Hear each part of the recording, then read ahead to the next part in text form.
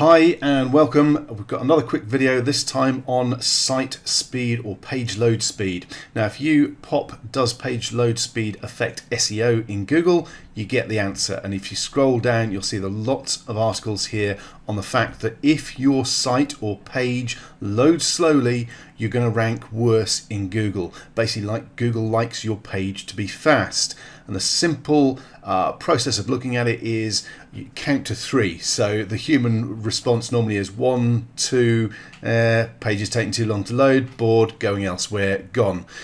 Basically, if your page or your site takes more than 3 seconds to 4 seconds to load, you are going to be losing visitors, which is why Google doesn't like it. So you've got to make sure your site loads as quickly as possible, which is where WordPress cache plugins come in. Unfortunately, they're not as good as most of them would have you believe. Okay, this video is not going to be about going through all those different cache plugins and testing them all. It's going to be about one particular plugin that I believe is the best based on my testing, but I will declare the fact that I know the guys behind it, and if you go through from a link below this video and buy a copy, I will probably get a commission, hopefully.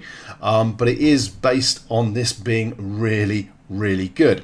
Okay, what I'm going to do is run through a speed test so you can see what it will do to your page load speed. Okay, so here we are on a site called GTmetrix, and it's a free site that will test your page load speed. So all I'm going to do is pop in the URL for one of my many test blogs, click on test your site, and it will take a few moments to run. Now there is a note here, I'm actually running this in an incognito browser because I'm actually logged into this site in a different browser. I'm actually logged in Microsoft Edge, because when you're logged into WordPress, if you run the test in the same browser, it will load quicker because stuff is already loaded up. Now there we go, we've got the results up. And as you can see, the page load speed isn't particularly brilliant, 79%, 3.5 seconds. So what we're going to do now is pop across to my Microsoft Edge browser where I'm actually logged into the site, and I'm going to click on Upload Plugin, browse to where the plugin is, simply choose the plugin, which is called Viper Cache. Click on Install Now. It'll take a second or two to install it. And once it's installed, basically I'm going to go into the menu and activate it as well, make sure it's actually working.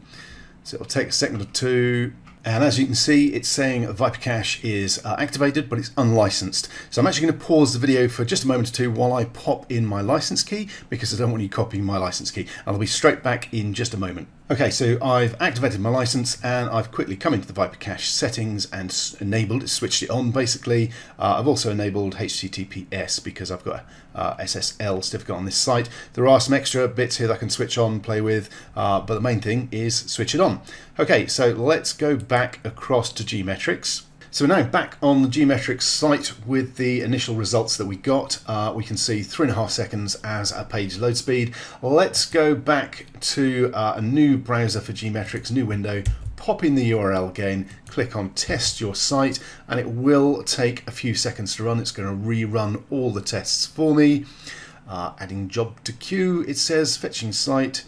Should only take another moment or two, and I'll keep talking while it's running. We're almost there.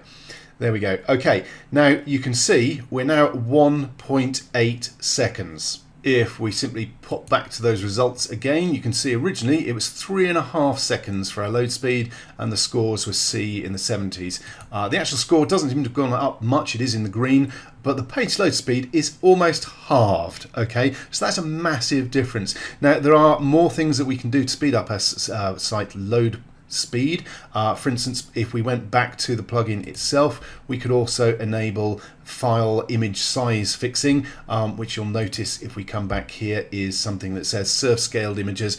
If we improve that through the plugin, that will push our scores further up. There's other bits we can do. Again, the improvement simply from switching the basic defaults for the cache plugin on are pretty significant, but there's more we can do with the plugin as well. So you can see the kind of difference using the right cache plugin makes. A Viper Cache is by far my preferred recommendation. It does the job and it does it really well. Now, one quick note, when you first install the cache plugin, before you come and run the speed test, it is actually worth loading up the site itself. It depends on how many visitors you get to your site. This site gets quite a few visitors, so it's likely someone's already hit the site and initiated the cache itself, so it's done its job. Whereas if your site isn't getting a lot of visitors, you might want to just go to the site, put it in your browser, refresh the site, just so the cache has done its job and created a cached version of the page, then run the speed test, because that's when the speed increase will kick in because of that caching. Okay, so that's a pretty quick demonstration video of how to speed up your page load times. If you want to get a copy of that particular WordPress plugin yourself, you can find it on vipercache.com. So feel free to pop over there and have a look and check it out for yourself. Thanks very much for watching.